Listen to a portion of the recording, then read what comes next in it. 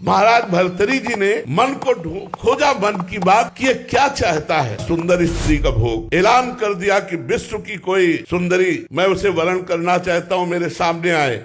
तो बहुत से जो अपनी सुंदरता का अभिमान रखती थी सुंदरियां एकत्र, क्योंकि चक्रवर्ती सम्राट महाराज भर्तरी, उनमें एक का नाम था पिंगला। भर्तरी जी के चित्त को लुभायमान कर दिया। भर्तरी जी ने उसके साथ पाणी ग्रहण किया। उन्होंने कहा राजपाट हमारा छोटा भाई विक्रमादित्य संभालेगा। अब मैं देखता हूँ इस काम में सुख कितना है। जिस काम के लिए मेरा मन लालायित हुआ, पहले मैं सुख से तृप्ति प्राप्त करूंगा। अब राजमहल केवल समय से भोजन पहुंच जाएगा, कोई भी राजकाज सब विक्रमादित्य के ऊपर, और आप केवल भोग निर्णय करने के लिए। बहुत वर्ष व्यतीत होते गए, लेकिन समय नहीं पता चला। पिंगला एक दिन अपने महल के पार्श्व की तरफ देखा, एक हष्ट पुष्ट जवान घोड़ों की रखवाली करवा रहा था। कोई मालिश कर रहा है, कोई कुछ कर, उसे अश्वपाल कहते हैं। देखा और जम गया। पिंगला ने दासी को भेजा, अश्वपाल से कौन मिलना चाहती। अब महाराज जब शयन में होते तब अश्वपाल से मिलना शुरू हुआ। अब आप बहुत ध्यान से सुनना। एक गरीब ब्राह्मण तपस्या कर रहा था देवराज इंद्र के लिए कि वो प्रसन्न और मुझे धन दे। देवराज इंद्र प्रकट हुए और एक फल दिया, बोले अमर फल, इसे खाने से अमर हो जाता है। बस अंतर ध्यान हो गए। उनका मेरी बात भी नहीं सुनी, मुझ गरीब को अमर होके क्या करना है, मुझे तो धन चाहिए था। ये अमर फल मैं महाराज भर्तरी को दे देता हूँ, और भर्तरी धर्मात्मा राजा है, वो अमर रहेंगे तो हमारी प्रजा सुखी रहेगी। महाराज की जय हो। कहो विप्रवर कैसे आगमन हुआ। महाराज मैंने तपस्या कर मुझे देवराज इंद्र ने एक अमर फल दिया, इसे खाने से अमर हो जाया जाता है। आज्ञा करी, जितना खजाने से धन चाहिए इनको दे दीजिए। अमर फल लिया, सोचा मेरी आसक्ति पिंगला पे है, मैं अमर होकर क्या करूंगा। अगर पिंगला अमर रहेगी तो मैं सुखी रहूंगा। पिंगला को बुलाया और कहा ये हमारे देश के